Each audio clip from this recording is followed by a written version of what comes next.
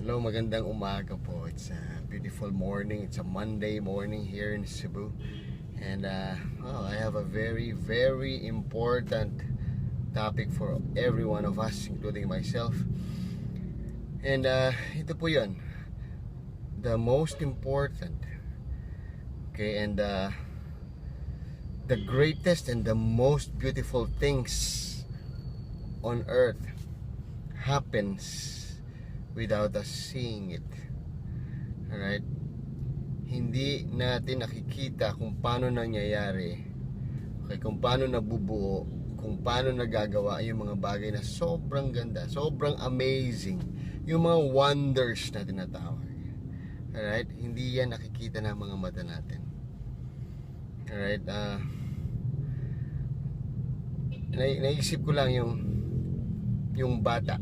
Alright? Babies, no? Tao. Nabuo tayo sa tiyan ng ating magulang. Tama? Meron na bang nakakita kung paano nangyayari yun?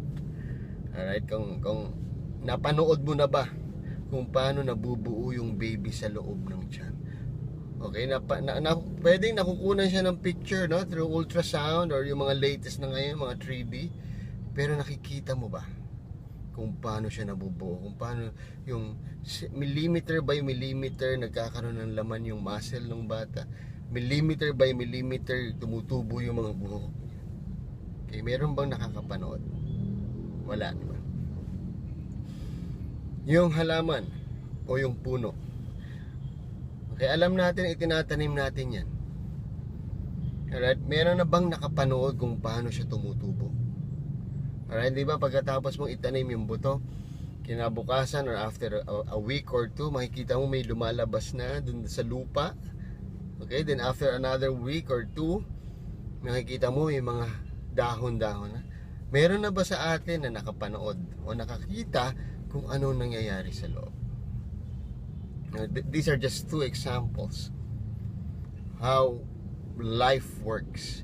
The greatest things in life happens without us seeing. Hindi nakikita ng tao kung paano nangyayari yung mga magagandang bagay, in short. Alright? So, why am I saying this? Probably dumadaan ka sa buhay mo. Alright? Na parang you're expecting something great to happen. You've been working on something. You've been praying. But it seems nothing is happening. Okay, you've been releasing your faith. You've been believing that God will work and God will allow, will bless you. Pero day after day, you don't see a thing. Alright, there are hints, no? So, watch out for that hints. Kunyari, ikaw yung nanay ng merong bata sa loob, you see, may movement. Alright, and nakikita mo, it's growing. There's a hint, but you don't see a thing. Alright, kung ikaw yung nagtanim ng halaman, yes, you see it budding, you see it na lumalabas siya. Alright, pero yun lang ang nakikita mo. But wala, kahit titigan mo siya ng buong magdamag, buong araw, parang hindi naman tumutubo. Pero every time you wake up, you see a hint that it's growing. But you don't see anything na talagang moving. Alright, so yun din ang gusto ko pong sabihin sa ating lahat.